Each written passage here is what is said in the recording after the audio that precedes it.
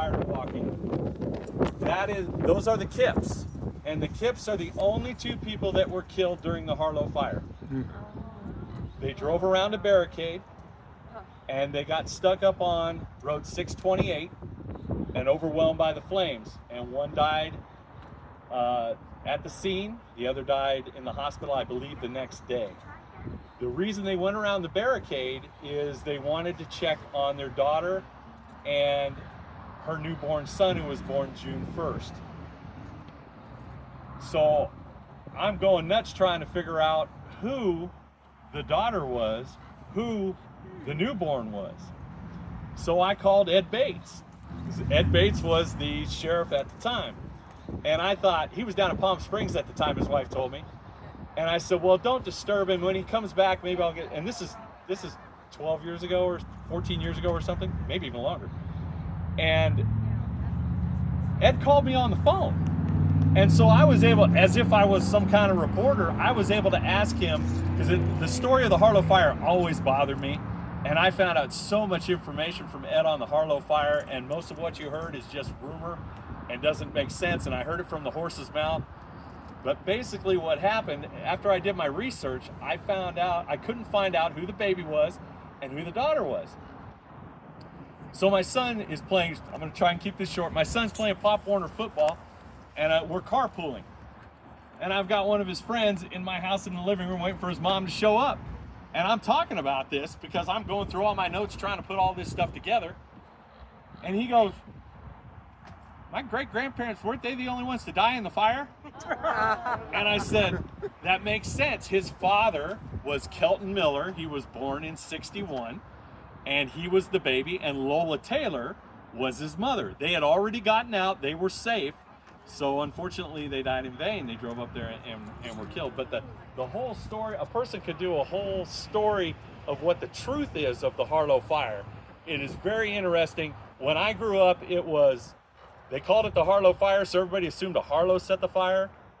It was, and I went to high school with Harlows, and that happened to be where the sign that pointed to Harlow Ranch was. So that's why they named it that.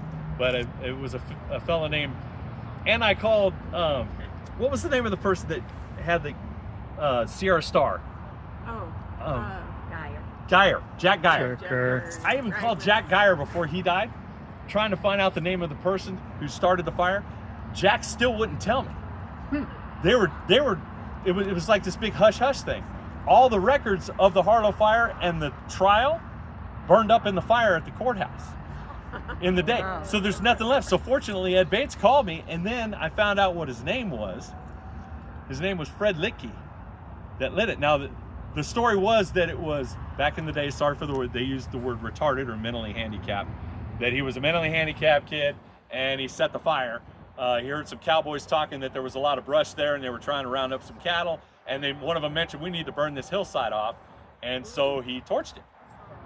Fastest moving fire in the state of California history at the time. Burned through 3 times before they got a handle on it. But When was that? What year? 1961. The fire was lit, I believe, on June 9th or 10th. But the interesting thing, this isn't really on the tour, but the interesting thing about this was I found out that his sisters were still alive, so I called them. And the one sister told me I couldn't talk to the other sister because she gets really upset. It turns out she was a little touched.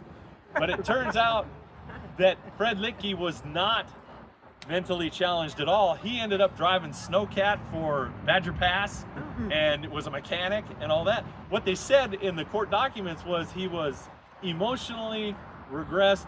He was 18 at the time, and he was basically emotionally about a 16-year-old. Well, I don't even know why they would bring that up, but he ended up sneaking out on his birthday that night. He got up early in the morning and he wet some rags, oily rags. He lit the fire and then went back home and went to bed. And he was never found guilty of this, even though 2 people died. And Ed told me that he was down at his son's football game in Madera one time, and there was a woman there. It was mostly a female jury. And he said he ran into somebody down there and they waved him over, and they said the trial was right before Christmas. And they said no mother would convict a boy like that just before Christmas. And so, but they had a confession, They had him walk over, show him where he started the fire, and it was an accurate spot of where he started the fire. He described how he did it, and they threw all that out. So they had him, but he ended up dying. Was hit by a drunk driver over by Woodland Store, and was killed later in a car accident. His wife was with him. I was talking to his ex-wife at the time, or his widow, and she was the one that gave me all the information. So it was very enlightening knowing. I just bought that video that came out about the Harlow fire, and I thought it was going to be historical, and it turned out to be get your fire clearance kind of thing. And that was kind of lit a fire under me to go find out what happened, because I thought they were going to tell me what happened, and I couldn't even get the name of the guy. So it took some digging. There are 2 Harlows buried out at the Raymond Cemetery. Yeah, the Harlow family they still have holdings. I'm friends with a couple that I went to high school on Facebook, and they're still around. The Harlow family's still around. Did it start near their ranch? I know. No, it started off of Stumpfield Mountain Road in Mariposa, and it came up over Miami and burned Crooks Mountain. It came through Ahwahnee so fast that Jack Geyer said he was coming from Ahwahnee on 49, and the fire was moving so fast he was driving at 60 miles an hour coming into town, and the fire wasn't even going into the dips. It was just chasing across the hilltops and keeping up with him coming into town. And it burned up deadwood so fast that it only burned one side of the trees, and then it came back down. But it burned. Now some people say this isn't true, but it was going back and forth between the state and federal as to whose responsibility the fire was. And so at first they weren't setting backfires. And it wasn't until the fire was coming down towards the bowling alley, which is now the Golden Chain Theater, and there was a bunch of guys in here in town go, "Hey, you ever see a bowling alley burn?" And they said, "No." I said, "Well, it's about to happen." Well, they went up there and they lit some backfires, and they saved the Golden Chain Theater. So, but it burned out Ahwahnee, burned the Ahwahnee Inn at the time that was there. And it was funny, I think it was one of the Meckies that went in, and she lined up all the bar stools before. So when the building burned down, all the metal frames of the bar stools are all lined up nice and neat in all the rubble. But it totally destroyed.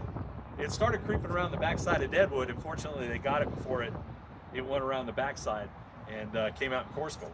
Because it started really burning out up where we had done control burns on the Bissett Ranch.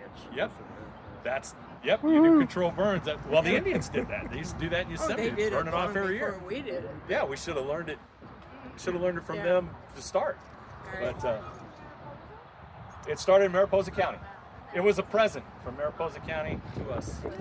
So, but the fire was supposed to be so bright that Roy and what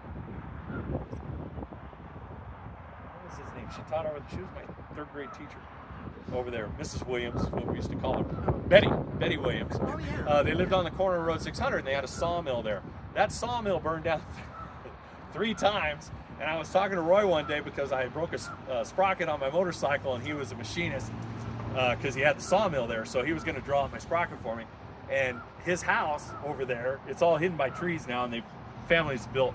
The Kirbys live there now. This is the daughter, but he finally built his house out of cinder block and metal roof because it burned down 3 times. So, but they said that they could the fire from Deadwood was so bright that they could read the newspaper in their yard from the fire burning on Deadwood on Road 600 in Ahwahnee. Yeah. So, but, well, that's the tour, folks, unless you just want to shoot the breeze. Great, very good. Thank you. Wow. Sure. Great tour. Great.